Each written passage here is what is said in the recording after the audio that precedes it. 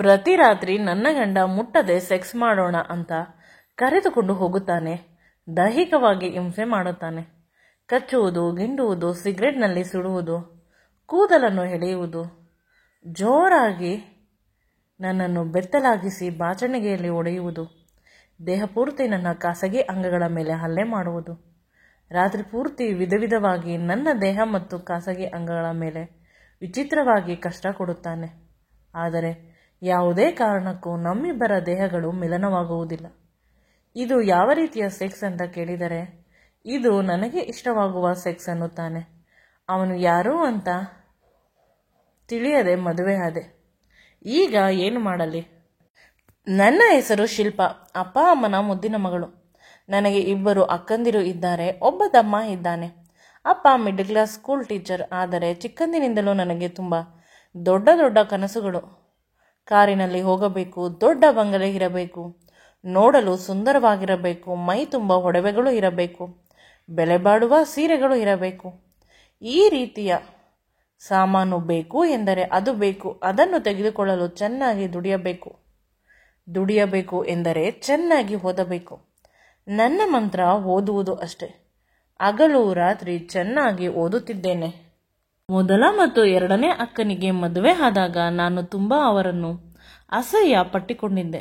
ಅವರ ಗಂಡಂದಿರು middle class. ಅಕ್ಕಂದಿರು ಕೆಲಸಕ್ಕೆ ಹೋದರೂ ಕೂಡ ಜೀವನ ಪರ್ಯಂತ ಲೋನ್ ತೆಗೆದುಕೊಂಡು ಒಂದು ಮನೆ ಕಟ್ಟಬಹುದು ಅಷ್ಟೆ. ಇನ್ನೇನು ಸುಖವಾಗಿ ಸಂತೋಷದಿಂದ ಇರಲು ಸಾಧ್ಯವಿಲ್ಲ. ಅಪ್ಪ ಸರ್ವಿಸ್ ಮುಗಿದರೂ ಕೂಡ ಒಂದು ಸ್ವಂತ ಮನೆ ಕಟ್ಟಿಕೊಂಡಿರಲಿಲ್ಲ. ನಿಮ್ಮ ಬದುಕು ಅದೇ ರೀತಿ ಆಗುತ್ತದೆ.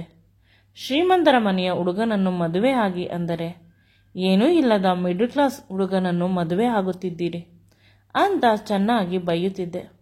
ಅವರಿಗೆಲ್ಲ ತುಂಬ ನೋವಾಗಿ ಅಳುತ್ತಿದ್ದರು. ಅವರ ಬದುಕಿನ ಬಗ್ಗೆ ನೀನು ಹೇಗೆ ಮಾತನಾಡುತ್ತೀಯಾ? ದುಡ್ಡು ಮಾತ್ರ ಅಲ್ಲ, ಪ್ರೀತಿ ವಿಶ್ವಾಸ ಇರಬೇಕು ಅಂತ ಅಮ್ಮ ನನ್ನನ್ನು ಚೆನ್ನಾಗಿ ಬೈಯುತ್ತಿದ್ದಳು. ನನಗೆ ಯಾವಾಗಲೂ ಕನಸು, ನಾನು ತುಂಬ ಚೆನ್ನಾಗಿ ಬದುಕುತ್ತೇನೆ, ನಾನು ತುಂಬ ಒಳ್ಳೆಯವಳು ಅಂತ. ಸಣ್ಣ ಪುಟ್ಟ ಸಂಬಂಧಗಳು ಬಂದರೆ ನಾನು ತಿರಸ್ಕಾರ ಮಾಡುತ್ತಿದ್ದೇನೆ. ಎಲ್ಲಕ್ಕಿಂತ ಹೆಚ್ಚಾಗಿ ಚಿಕ್ಕಂದಿನಿಂದಲೂ ನನ್ನನ್ನೇ ಮದುವೆಯಾಗಬೇಕು ಅಂತ ನನ್ನ ಸೋದರತೆ ಮಗ ಕಾದು ಕುಳಿತಿದ್ದ. ಅವನಿಗೆ ತುಂಬ ನಿರಾಸೆ ಮಾಡಿದೆ. ಅವನು ITI ಮಾಡಿ ಒಂದು ಚಿಕ್ಕ ಕೆಲಸದಲ್ಲಿ ಇದ್ದಾನೆ. ಅತ್ತೆಗೆ ಊರಿನಲ್ಲಿ ಸ್ವಲ್ಪ ಜಮೀನು ಇದೆ. ನೆಮ್ಮದಿಯಾಗಿ ಬದುಕುತ್ತಿದ್ದಾರೆ. ಆದರೆ ನನಗೆ ತುಂಬ ಶ್ರೀಮಂತರು ಬೇಕು. ನನ್ನ ಸ್ವಭಾವ ಮೊದಲೇ ಗೊತ್ತು ಇದೆಯಲ್ಲ. ನಾನು ಮದುವೆ ಆಗಿಲ್ಲ. ತುಂಬ ವರ್ಷಗಳು ಕಾದ ನಂತರ ನನಗೆ ನಾನು ಇಷ್ಟಪಡುವ ಹುಡುಗ ಸಿಕ್ಕಿದ. ತುಂಬ ಶ್ರೀಮಂತರು. ಒಬ್ಬನೇ ಮಗ. 2-3 ಕಂಪನಿಗಳು ಇದೆ.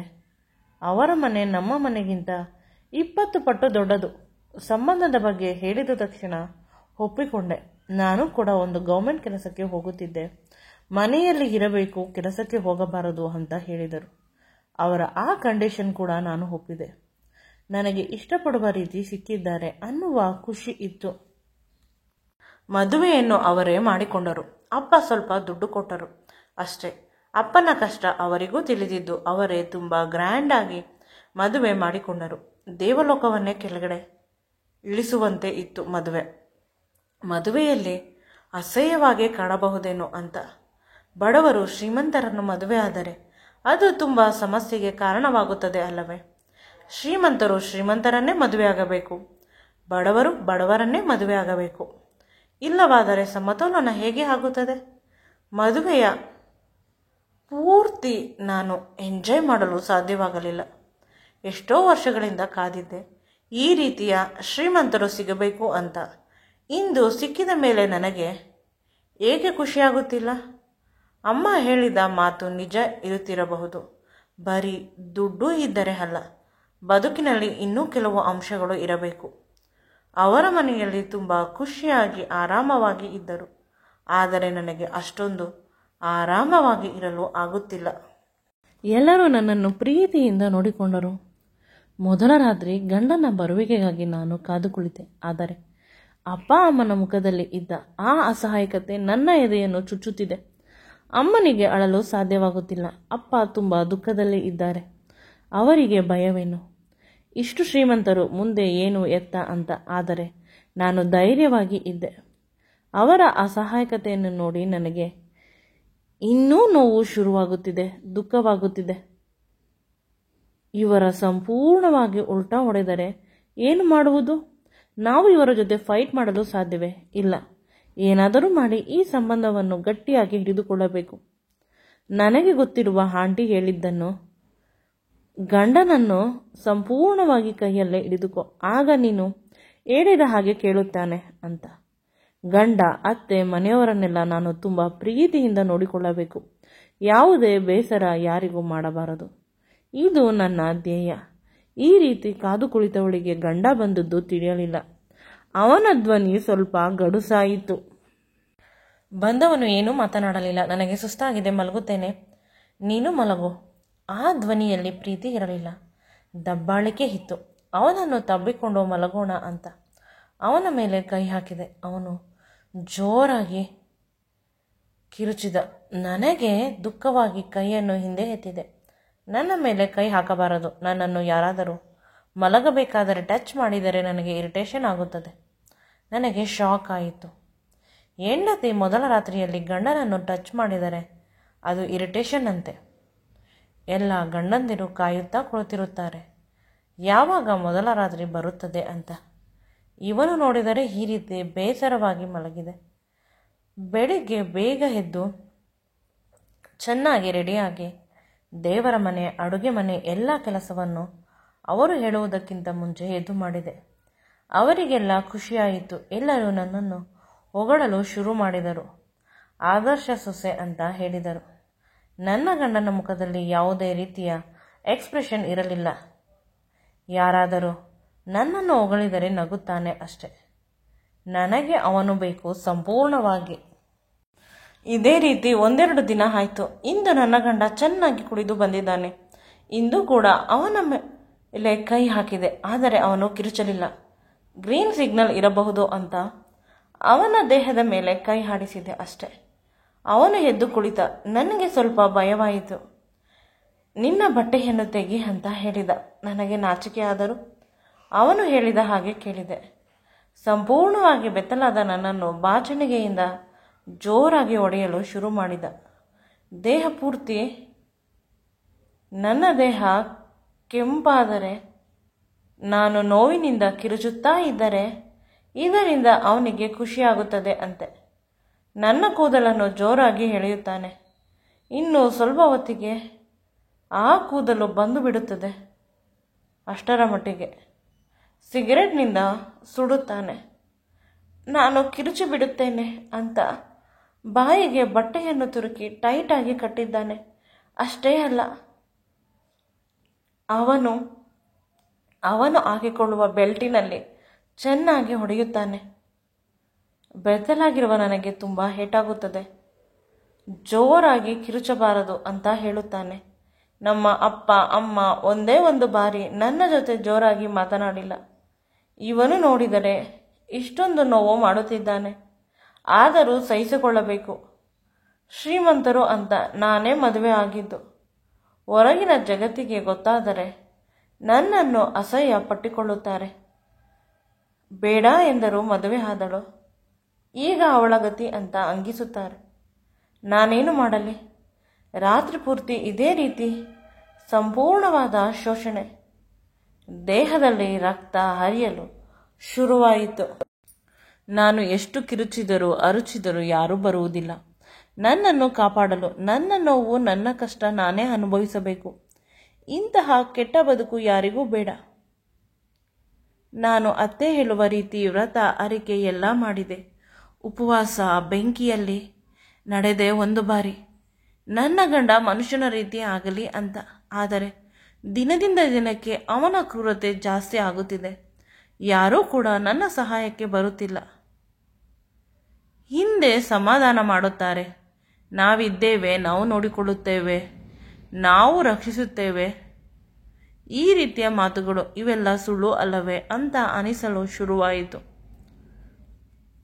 ಅವನು ಹೊಡೆಯಲಿ, ಬಡಿಯಲಿ, ನೋವಾಗಲಿ, ಕಷ್ಟ ಕೊಡಲಿ, ದೇಹದಿಂದ ರಕ್ತ ಹರಿಯಲಿ, ಜೀವನ ಮುಗಿದು ಹೋಗಲಿ ಅಂತ ಅನಿಸುತ್ತಿದ್ದರೂ ಯಾರೂ ಕೂಡ ಸಹಾಯಕ್ಕೆ ಬರುತ್ತಿರಲಿಲ್ಲ.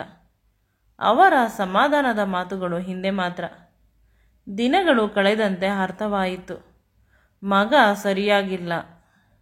ಹೊರಗಡೆ ತುಂಬ ಜನ ಹುಡುಗಿಯರ ಜೊತೆ ಅನೈತಿಕ ಸಂಬಂಧವಿದೆ.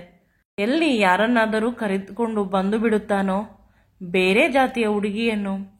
ಇಷ್ಟೊಂದು ಆಸ್ತಿ ಐಶ್ವರ್ಯವಿದೆ ಅಂತ ಅವರು ದೂರದ ಊರಿನಲ್ಲಿರುವ ನನ್ನನ್ನು, ಏನೋ ವಿಷಯ ತಿಳಿದೇ ಇರುವ ನನ್ನನ್ನು ಮದುವೆ ಮಾಡಿಕೊಂಡಿದ್ದಾರೆ. ಈಗ ನಾನೇನು ಮಾಡಲಿ ದುಃಖವಾಗುತ್ತಿದೆ. ಜೀವನ ಸಾಕು ಅಂತ ಅನಿಸುತ್ತಿದೆ. ಎಲ್ಲರೂ ಮೋಸ ಮಾಡಿ ನನಗೆ ಮದುವೆ ಮಾಡಿದ್ದಾರೆ.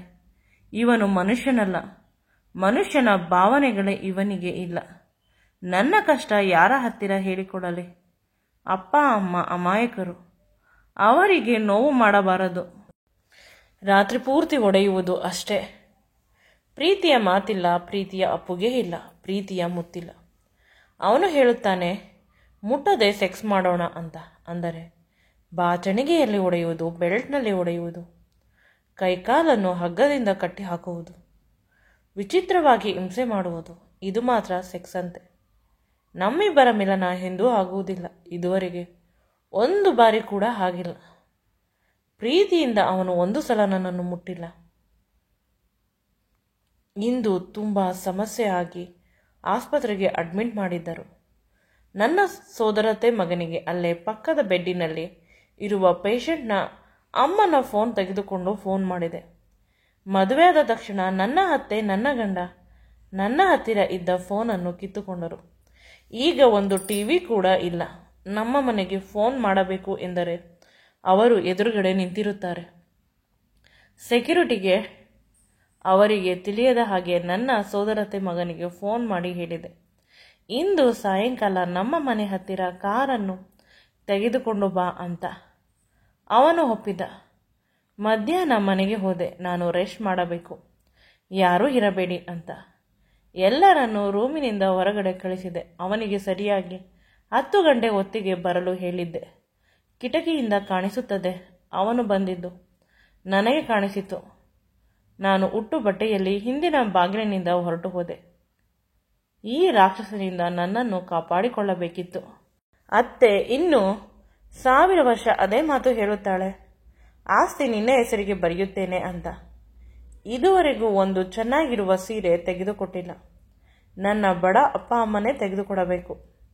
ನಮ್ಮ ಮನೆಯಲ್ಲಿ ಸೊಸೆಯರಿಗೆ ತೆಗೆದುಕೊಡುವುದಿಲ್ಲ, ಹೆಣ್ಣು ಮಕ್ಕಳಿಗೆ ಬಟ್ಟೆ ತೆಗೆದುಕೊಡುವುದು ಅಂತ ಹೇಳುತ್ತಾಳೆ. ರಾಕ್ಷಸಿ. ಅವಳಂತೆ ಅವಳ ಮಗ ಕೂಡ ಒಂದು ಸೀರೆ ತೆಗೆದುಕೊಟ್ಟಿಲ್ಲ. ಇನ್ನು ಆಸ್ತಿ ಕೊಡುತ್ತಾಳ? ಚಾನ್ಸೇ ಇಲ್ಲ. ಎಲ್ಲ ನಾಟಕ. ಅವರ ಸಹವಾಸ ನನಗೆ ಬೇಡ. ನನ್ನ ಅತ್ತೆ ಮಗ ತಂದಿದ್ದ ಕಾರಿನಲ್ಲಿ ಕುಳಿತೆ. ಡ್ರೈವರ್ ಕಾರನ್ನು ಓಡಿಸುತ್ತಿದ್ದ. ಅತ್ತೆ ಮಗ ಕೇಳಿದ, ನಿನಗೆ ಏನಾಯಿತು? ಮುಖದ ಮೇಲೆ ಕಪ್ಪಗೆ ಮಾರ್ಕ್ ಇದೆ.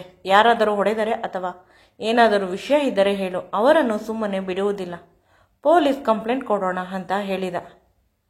ನಾನು ಅವನ ಮಾತಿನಿಂದ ನನಗೆ ಸ್ವಲ್ಪ ಧೈರ್ಯ ಬಂತು. ನಾನು ಕೂಡ ಅವನ ಜೊತೆ ನಡೆದ ವಿಷಯವನ್ನೆಲ್ಲ ಹೇಳಿದೆ. ಏನಾದರೂ ಪ್ರೂಫ್ ಇದೆಯಾ ಅಂತ ಕೇಳಿದ. ನನ್ನ ಅತ್ತೆ ನನ್ನ ಗಂಡ ಮಾತನಾಡುವುದು, ನನ್ನ ಗಂಡ ನನಗೆ ಹಿಂಸೆ ಮಾಡುವುದು ಆಡಿಯೋ ರೆಕಾರ್ಡ್ ಇದೆ. ಆಗ ಅಲ್ಲೇ ಇದ್ದ ಪೊಲೀಸ್ ಸ್ಟೇಷನ್ಗೆ ಕರೆದುಕೊಂಡು ಹೋದ. ನಡೆದ ವಿಷಯವನ್ನೆಲ್ಲ ಹೇಳಿ ಅತ್ತೆ ಮಗ ಆ ಮನೆಯವರ ಮೇಲೆಲ್ಲ ಕಂಪ್ಲೇಂಟ್ ಕೊಟ್ಟೆ. ನನಗೆ ಅಷ್ಟು ದೌರ್ಜನ್ಯವಾಗುತ್ತಿದ್ದರೂ ಒಬ್ಬರೂ ಕೂಡ ತಡೆಯಲು ಬರುತ್ತಿರಲಿಲ್ಲ.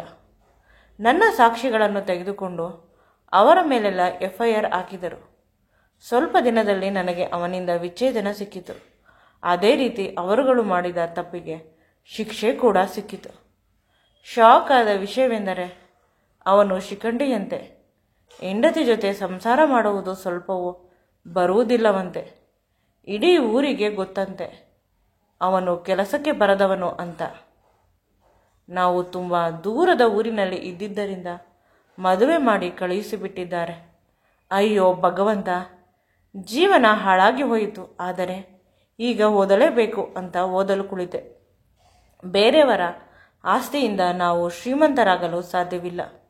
ನಮ್ಮ ಸ್ವಂತ ಶಕ್ತಿಯಿಂದ ಶ್ರೀಮಂತರಾಗಬೇಕು ಅಷ್ಟೆ. ನಮ್ಮ ಮನೆ ಕೆಲಸದವಳು ನನ್ನ ಕಷ್ಟವನ್ನು ನೋಡಲಾರದೆ ಅವಳ ಹತ್ತಿರ ಇದ್ದ ಚಿಕ್ಕ ಫೋನನ್ನು ಕೊಟ್ಟಿದ್ದಳು. ಅದರಿಂದಲೇ ನನ್ನ ಜೊತೆ ಮಾಡುತ್ತಿದ್ದ ದಬ್ಬಾಳಿಕೆಯನ್ನು ರೆಕಾರ್ಡ್ ಮಾಡಿದ್ದು. ಇದು ಯಾವುದೋ ಪೂರ್ವಜನ್ಮದ ಕರ್ಮ ಇರಬೇಕು ಅಂತ ಅಂದುಕೊಂಡು ಬಿಟ್ಟುಬಿಟ್ಟೆ. ಈಗ ಹೊಸ ಬದುಕನ್ನು ಕಟ್ಟಿಕೊಳ್ಳಬೇಕು. ಚೆನ್ನಾಗಿ ಓದಿ KAS ಅನ್ನು ಫಸ್ಟ್ ಅಟೆಂಪ್ಟಲ್ಲೇ ಪಾಸ್ ಮಾಡಿದೆ. ನಾನು ಅಂದುಕೊಂಡ ಕೆಲಸ ಸಿಕ್ಕಿತು. ಈಗ ಅದನ್ನು ಸಾಧಿಸಬೇಕು ಅಂತ ಕುಳಿತೆ.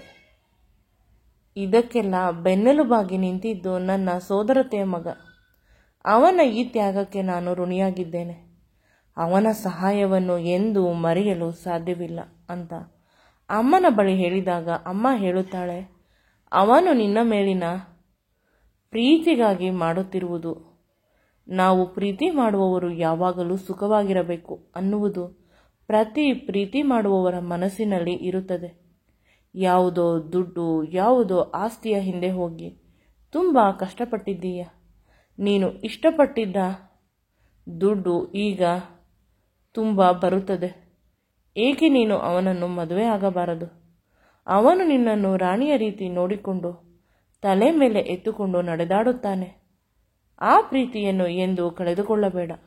ನಾವು ಪ್ರೀತಿಸುವವರಿಗಿಂತ ನಮ್ಮನ್ನು ಪ್ರೀತಿಸುವವರನ್ನು ಮದುವೆ ಆಗಬೇಕು. ಇಷ್ಟೊಂದು ಪ್ರತಿಷ್ಠಿತ ಹುದ್ದೆಯಲ್ಲಿ ಇದೆಯಾ? ಸಮಸ್ಯೆಗಳು ತುಂಬ ಬರುತ್ತದೆ.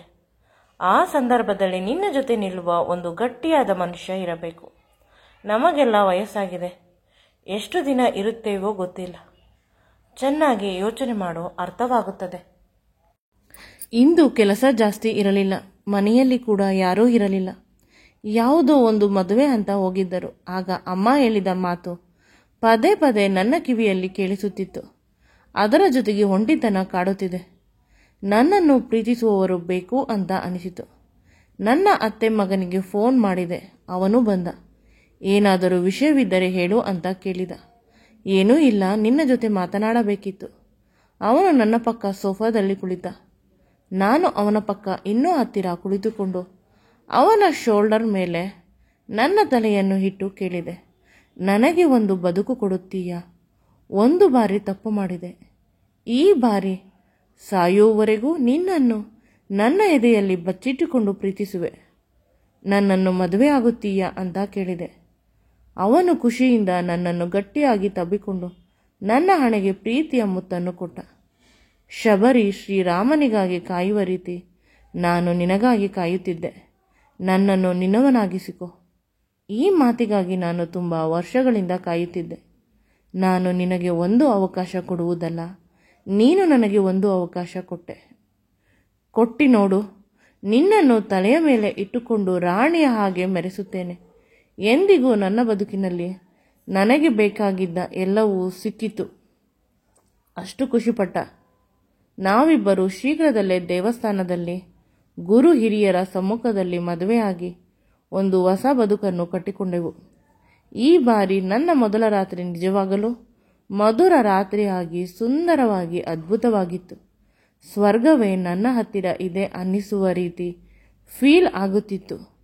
ಈ ಸಂತೋಷದಲ್ಲಿ ನಾನು ತೇಲಿ ಹೋಗುತ್ತಿದ್ದೇನೆ. ಈ ವಿಡಿಯೋ ನಿಮಗೆ ಇಷ್ಟವಾಗಿದ್ದಲ್ಲಿ ನನ್ನ ಚಾನಲನ್ನು ಲೈಕ್ ಮಾಡಿ, ಶೇರ್ ಮಾಡಿ ಮತ್ತು ಸಬ್ಸ್ಕ್ರೈಬ್ ಮಾಡಿ. Thank you.